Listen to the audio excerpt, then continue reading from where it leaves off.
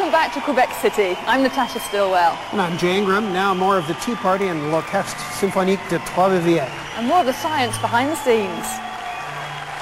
Without further ado, Miss Christine Williams, please.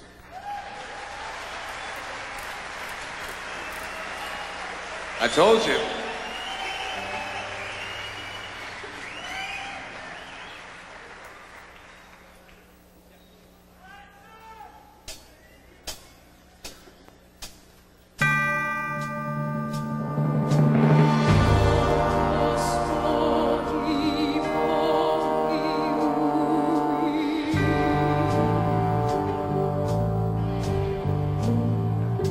Is it safe to look within? An orchestra would be strong enough to overpower a rock band by itself. If we had enough players, say maybe 100 players or so, or something really like big, we would be able to overcome.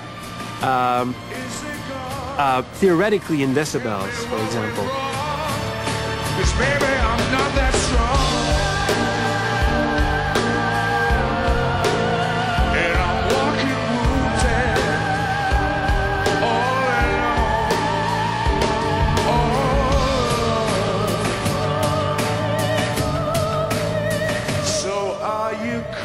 Why do we like our rock music so loud?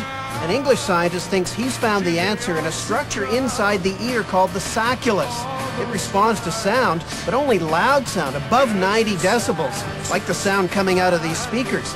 And the sacculus has connections in the brain to places that enjoy sex and food, which I guess is why everybody here is enjoying the concert so much.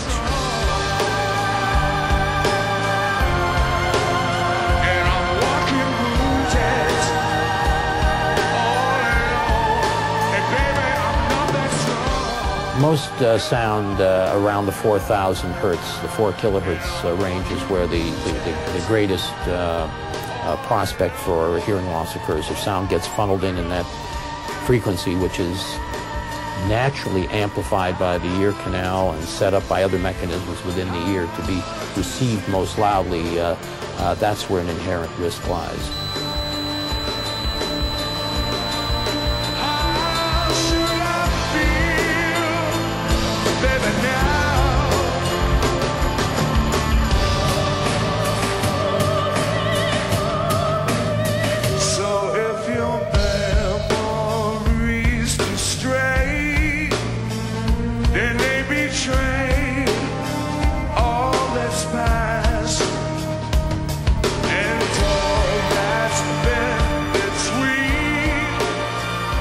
People use music almost as they might use a drug to change their moods.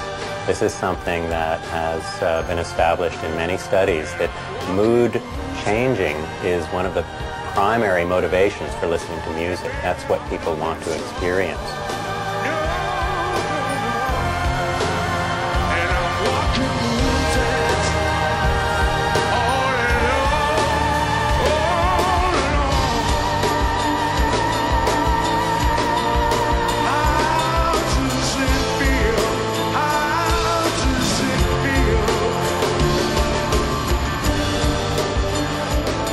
Is there an instrument or a piece of technology that you'd like to invent, that you wish you had?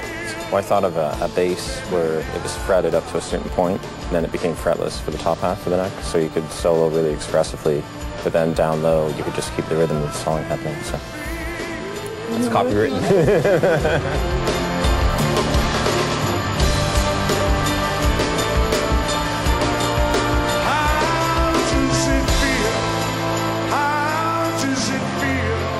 The computer becomes the brain for this this mechanism on the bridge of my guitar.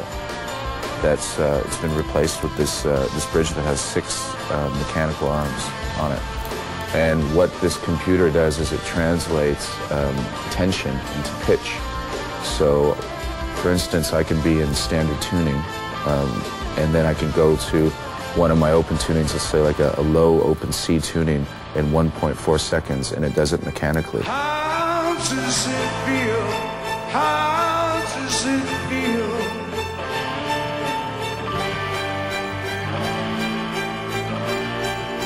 How should I feel? I feel, baby, now.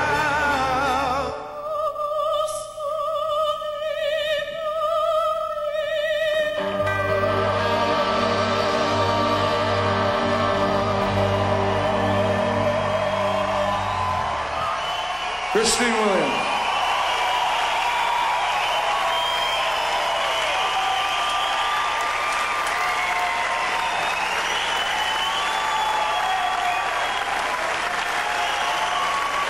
That's over the course of the job. Needless to say, getting an orchestra, an opera singer, and a very loud rock band to sound like one is a challenge for the sound man. Getting them to sound good in every seat of the house is an even bigger one. But these days, engineers working shows like this have a secret weapon. It's called pink noise, and for hours on setup day, it's the only sound coming out of the speakers. Pink noise spans all the frequencies that humans hear. Microphones placed around the hall record the levels of pink noise and send the information to a computer. The computer shows engineers the acoustic shape of this room. For instance, if some of the low notes aren't making it to the back corner of the balcony, the PA is adjusted so that they will. And when we come back, you'll find out why the concert the audience hears is entirely different from the one each band member hears. Stay with us.